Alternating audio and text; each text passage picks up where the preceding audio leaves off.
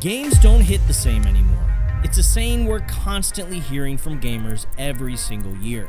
Yet, if everyone is sick and tired of modern video games, then how does the industry continue to make more and more money every year? In this video, I want to find out why gamers have been feeling this way. Because if games are bigger and more advanced than they've ever been, why are we so unhappy with every new AAA release? Why don't games hit the same? Well, I have 3 theories that I feel are incredibly compelling. So come with me as we put them to the test, starting with theory number 1. I call this theory the boardroom theory. Essentially, everything from always online requirements to unfinished buggy games to the trend of every game feeling like a live service or having a huge open world, these are all the result of the economics of building video games. But what does this mean? Well, allow me to explain and simplify this down.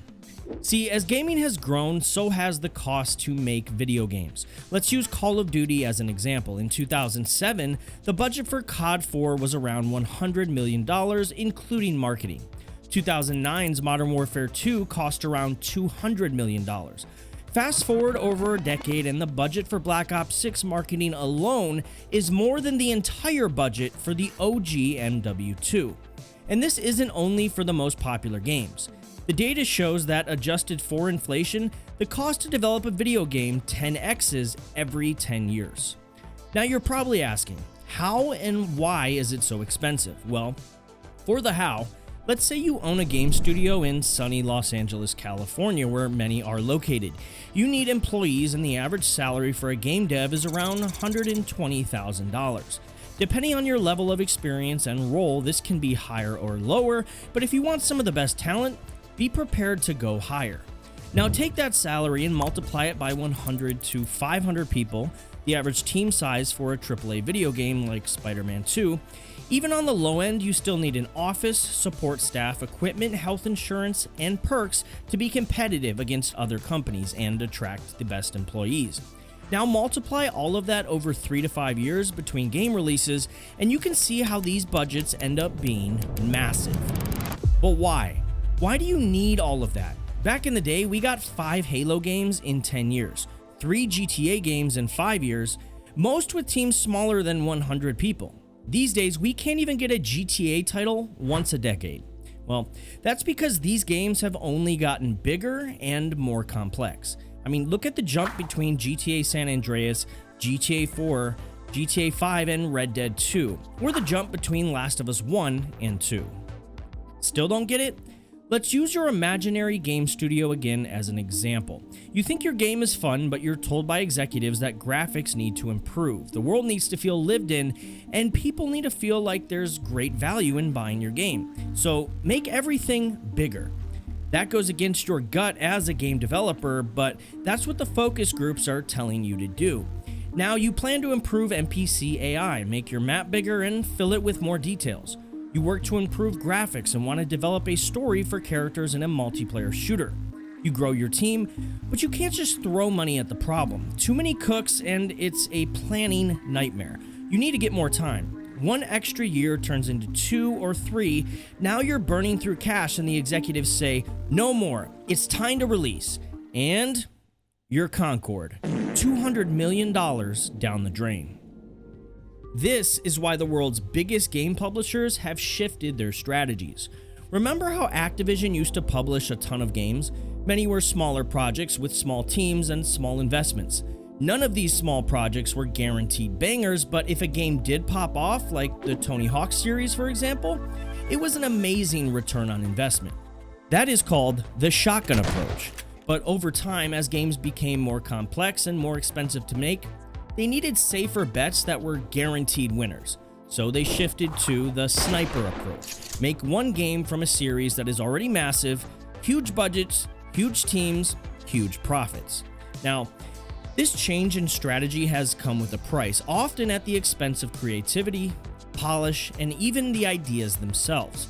Because of the huge budgets, executives put pressure on studios to ensure they turn a profit, sometimes by any means necessary. It's created a business model that revolves around monetization, microtransactions, endless DLCs, and season passes. That magical fantasy of escaping to another world is gone as soon as the game stops everything to ask you to buy the latest battle pass. Look at Assassin's Creed, once a historical fiction action-adventure game with stealth and parkour. It's now become an RPG with subpar combat and a leveling system that forces you to grind the huge, empty open world, artificially increasing the amount of time you play. Want to skip the grind? Well, you can buy XP boosters or buy armor from the in-game item store. And of course, there's a season pass too. The result? More time during development spent thinking about how gameplay works with microtransactions and less time focusing on fun. It's not about creating a complete groundbreaking experience anymore. It's about keeping players on the game and spending more money. But it's not just about how they get you to spend money. When so much is riding on each release, studios avoid risks. They stick to the same formulas and the same franchises because that's safer than trying something new. This creates a cycle where innovation takes a back seat and games start to feel repetitive and boring. It's why there's so few new game IPs popping up. I mean, just ask the developers at Naughty Dog about how difficult and daunting it is to build a brand new IP. Just don't do it. We're in a world of never-ending sequels, remakes, and remasters. Even if you do get a publisher to fund a new idea, they'll still want to reduce risk, so the game studio is forced to tweak their idea into a live service or change to a popular genre, battle royales, hero shooters. Sometimes they'll be forced to slap the name of another more established franchise onto their game idea, kinda like Marvel Rivals. Plus, like I mentioned before, the skyrocketing cost to make games means that in the effort to maximize the money they make, many games hit the market completely unfinished, instead relying on post-launch patches and updates just to feel complete. Games like Cyberpunk 2077, which released in such a disappointing state that it was pulled from the PlayStation Store. But why? Well, that release happened despite developers telling executives that the game needed more time and would miss holiday sales. So they pushed it out, got in trouble, and eventually fixed the game years later. So the boardroom theory gives us a game industry that is unsustainable. Think of it as the Ouroboros snake, or in this case, a business model that feeds into itself. Games made for profit over passion, but you're thinking, Blue, I don't even care about this stuff. I don't pay extra for skins and play a variety of titles. Why don't games hit the same for me? Well, my friend, that's where theory number 2 comes in. The second theory is called the entertainment shift theory. See, video games have changed, going mainstream over the past 2 decades. Just look at the increase of gamers over time. What was once a niche hobby is now a universal pastime, with developers aiming to appeal to millions of people. Everyone from the hardcore gamer to the person playing Candy Crush on their daily commute. We're also living in the age of entertainment and social media attention economies, where platforms and creators fight for every second of our time. So because not everyone is a hardcore gamer, when trying to appeal to the average person, not only do video games have to fight movies and TV for your time, but the internet as well. This has shaped not only how we experience games, but also how they're made. Take content creators, for example. Platforms like YouTube and Twitch have turned gaming into a spectating activity, almost a new form of entertainment. Some of the biggest names, think Tim the Tatman, Ninja, or Valkyrie, have millions of fans who watch them play rather than play themselves. And because of this shift, games are now developed with an emphasis on being streamable or shareable. Because if a game can't be in your hands, marketing executives at least want the game on your mind. I mean, haven't you ever wondered why couch co-op modes have pretty much disappeared from modern games? Online multiplayer isn't the only reason. The explosive growth of live streaming gave gamers a whole new way to connect with games, making couch co-op become less and less of a priority. So resources were diverted towards making games as clippable as possible.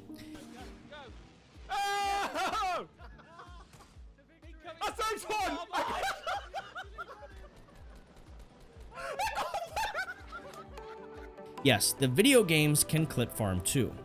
In fact, Fortnite is a great example of this. From the beginning, Fortnite's bright visuals, fast-paced action, and endless in-game events made it the perfect game for a younger audience that could be found on YouTube and Twitch. The game slowly built itself into a platform to create moments that are fun to watch and easy to share, like surprise crossovers with Marvel or Star Wars characters. In many ways, Fortnite is as much of an entertainment experience as it is a game designed to go viral. Speaking of going viral, to keep up with the demands of the attention economy, games are now more like live events. Developers release new updates, timed events, and limited time modes to keep players engaged, even adding real-world entertainment experiences directly into games. Remember the Travis Scott concert in Fortnite? That was a groundbreaking moment, not just in gaming, but in entertainment. Over 12 million players logged in to watch, making it a huge success. This event blurred the lines between gaming and a live performance, creating a spectacle that was meant to be shared, streamed, and rewatched on social media. But for some players, this shift makes games feel less like a personal experience and more like a commercial spectacle. Since then, games like Roblox and Call of Duty have started to bring more and more of the real world into their virtual world. Games which once felt like an escape from the real world are now more of a blurred line between the two. But live streams and real-world crossovers aren't the only way gamers interact with games. Social media also plays a huge role in shaping our relationship with video games. Back in the day, you'd go into a game with very little idea of what to expect. Maybe you'd see a trailer during an NFL game or on Spike TV after Star Wars Episode 3 rolls credits. Maybe you'd hear about it at the lunch table at school or through a promotion with Mountain Dew. Maybe if you knew where to look, there'd be forum posts about it online. But now, by the time a game launches, you're served via algorithms, walkthroughs, Easter eggs, spoilers, reviews, and hot takes all over Twitter, Reddit, and TikTok. Heck, most of the time, modern games have huge controversies months before release.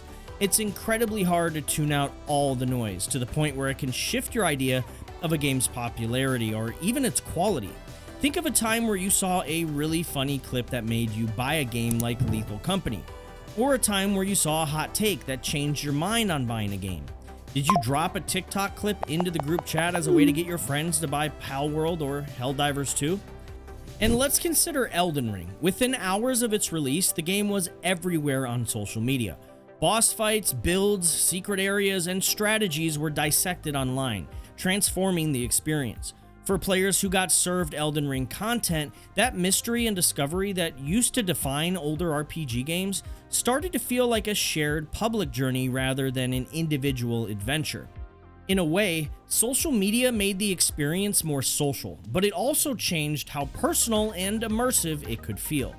I'm not saying this is a bad thing. More access and information on a game before you spend your hard-earned money is a good thing. Shout out to Rad Brad for his playthroughs back in the day. If you know, you know. I'm just saying that we have twisted ideas of a game's fun before we even boot it up and install the day one patch. And then there's short form content, think TikTok and YouTube Shorts. These platforms have trained us to consume content in seconds, making it harder for games to hold our attention if they're slow paced or complex. Gamers today expect excitement right away, and many games now cater to this demand. Think of Call of Duty Warzone's Rebirth Island map. The game drops players straight into a map 10% the size of the standard Battle Royale map, with the ability to respawn in seconds compared to the Gulag and buyback system on the standard BR map. This creates intense firefights, keeping the pace fast and stakes low. There's little downtime, just constant action to match the quick consumption culture that TikTok and short-form platforms have popularized. For players accustomed to this instant gratification, this can make the slower-paced big Battle Royale map that Warzone offers feel tedious, slow, and even boring. So, to wrap up the entertainment shift theory, we need to understand that we're left with a gaming landscape shaped by the demands of social media, streaming, and short-form content. And games are designed to capture attention, deliver shareable moments, and often prioritize spectacle over fun. For some, this evolution is exciting, a way for games to stay relevant in a fast-paced world. But for others, it makes gaming feel different, less personal and less immersive, almost like it's designed for someone else. So now that we've talked about theory 1 and 2, let's move on to our last theory. Let's talk about us, the players, in this final theory called the Player's Paradox. Gaming used to be a niche hobby, but today it's more diverse than ever. And with that diversity comes a whole new set of tastes, expectations, and experiences that are transforming what we want from games. One of the biggest shifts is in who's playing.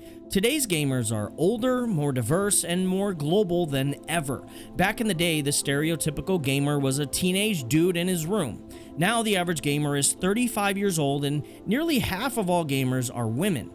Games like The Sims have tapped into this expanding demographic, bringing gaming to people who wouldn't traditionally consider themselves gamers.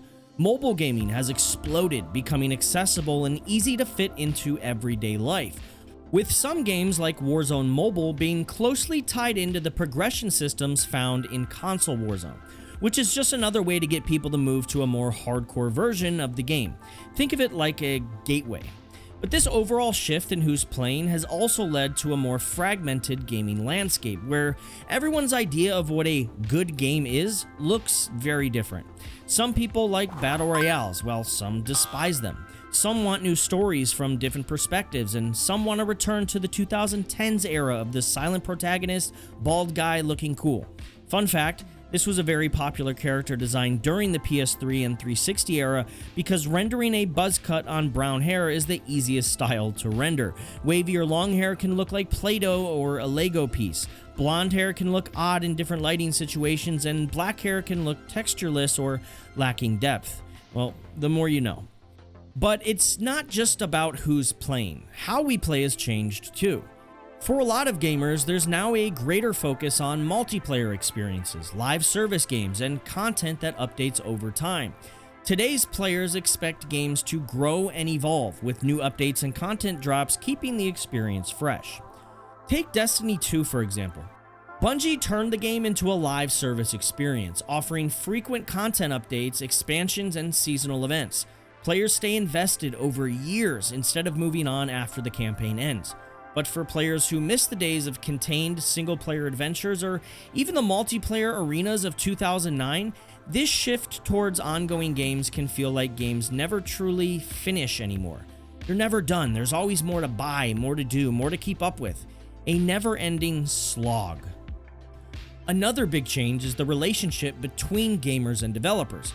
Today's players are more than just fans. They're consumers with strong voices thanks to platforms like Reddit, Twitter, and comment sections on TikTok and YouTube. Gamers now have direct channels to share their opinions, demand changes, and sometimes even influence game development. An oldest example of this is Mass Effect 3. When the game's ending disappointed fans, they voiced their frustration loud and clear. The backlash was so intense that BioWare actually released an extended ending update to address player concerns. It was one of the first times a major studio made such a change in response to fan outcry, and a preview of how much power the gaming community would go on to have in the future. And we've seen time and time again game studios buckle and change from the pushback from their fans. Whether it's a broken release like Cyberpunk 2077 getting backlash that led to constant fixes, or Destiny 2, where Bungie reversed their decision to sunset paid content after a year of pushback from the community. While this direct influence can be great for gamers, it can sometimes lead to developers overcorrecting or listening to the loudest parts of the internet instead of their entire community. This is called adverse selection. Let's say you launch a game, it sells a ton, but people quickly leave, so you ask your community why. You get the exact wrong answers because the things that your existing players may like are the exact thing that drove people from your game. This phenomenon has happened to tons of games left in the ashes of history. Games like Elite Dangerous, PlanetSide 2, and EverQuest. Then there's the elephant in the room, the ability to make money playing games and talking about games online. Today's gamers aren't just players, they're competitors and, for many, aspiring content creators. The rise of platforms like Twitch, YouTube, and TikTok has made streaming and content creation a dream job for millions of people. And with that comes a new level of intensity. Games that were once played for relaxation or fun now have an entirely different feel. I know you guys have experienced this feeling. Take Fortnite, which started as a casual, colorful building game and eventually evolved into a battle royale, quickly became known for its intense competitive culture.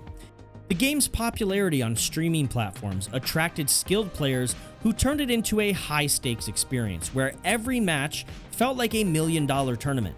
And for many players, it was that, thanks to the in-game tournaments and support for the competitive scene from Epic. It became more than just a way to chill with the boys, and if you weren't sweaty, meaning ultra competitive and highly skilled, you're often left struggling to keep up. This problem with sweats only got worse during COVID lockdowns when many multiplayer games like Call of Duty and Apex saw a boom in their player bases. But it's not just about competing. Many gamers today feel pressure to play what's popular rather than what they genuinely enjoy, especially if you're an inspiring content creator. Streaming the trendiest, most popular games can mean the difference between gaining followers and making your dreams come true or fading into the void of creators on social media. Remember Among Us and Fall Guys? Both games exploded in popularity seemingly overnight, with streamers and content creators flocking to them. Even players who weren't particularly into these types of games felt compelled to play because it was good for views.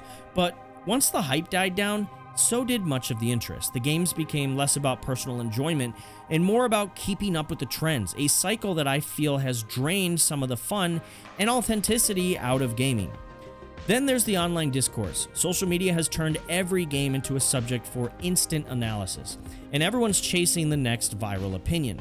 This works similarly to creators playing the game strictly for views, but instead it's hot takes about games that get shot onto the internet for clicks, views, and ad revenue. These manufactured controversies come at the expense of real, honest critique.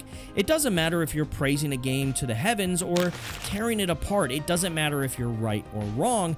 If someone is angry, someone is making money. And in this gold rush, the conversation around games has grown more polarized and extreme, oftentimes creating an environment where your view on a game is shaped without even playing it. Take The Last of Us Part 2. When it launched, it sparked an enormous debate around Abby, her part in the story, and the ability to play as her. Fans were split between those who praised its ambition and those who felt she cheapened the story of the first game. Social media amplified these voices, creating a polarized environment where every reaction was heightened. Instead of nuanced discussion, we saw a spectacle. In the rush to go viral, it felt like every opinion had to be the loudest or most dramatic. Genuine, balanced conversations got lost. No matter your thoughts on The Last of Us Part 2, though, I think we can all agree that the next time you see something about a game that makes you angry, ask yourself this: are you chasing angry delusions created by people who make money off your rage? Only you can answer that. And to wrap up this theory, as the gaming community has aged, nostalgia has become a powerful force too. Many gamers have fond, core memories of the games they grew up with, which can create high, sometimes impossible standards for new releases. When players expect every new game to capture the magic of the past, it can set up modern games for failure and create this painful feeling of loss. After all, the word nostalgia in Greek translates to the pain from an old wound. The Call of Duty series is a perfect example of this. Each new release is met with high expectations from fans who grew up with the original games. Players want innovation, but they also want the same magic they felt as kids. As a result, even well-made games are often criticized for not living up to nostalgic standards. It's a tension between innovation and preservation that modern developers constantly grapple with. So in order to wrap up Theory 3, we need to understand that while games have changed, so have we. Gamers today are not only older, but there's more of us from all different walks of life. We're also more competitive, trend-focused, and more connected to the games industry than ever before. Our tastes have evolved, our voices are louder, and our nostalgia is strong. We want new experiences, but we also want them to feel like the games we loved growing up. All of these changes create an almost impossible expectation for developers to meet. Especially when you consider the demands from executives and shareholders, it becomes a tough balance to strike.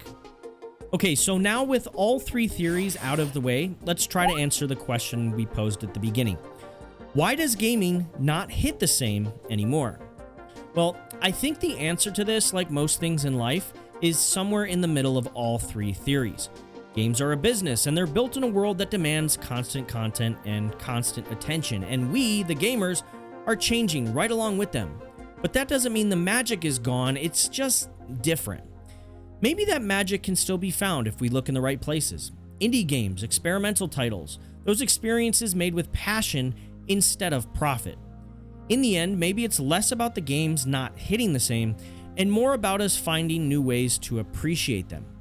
Maybe if you find yourself hating games you used to play, look for something else, even if you've never touched that genre before.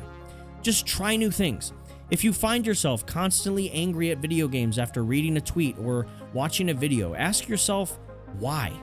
Is that energy you use for being angry really worth it? Because gaming might be changing, but the love we have for it, that's something that will never die. Anyways, thanks for watching, and if you've made it to the end, comment "I'm a gamer" down below. Share this with the homies and do the usual YouTube things. Making these videos takes a bunch of time, but your support makes it all worth it.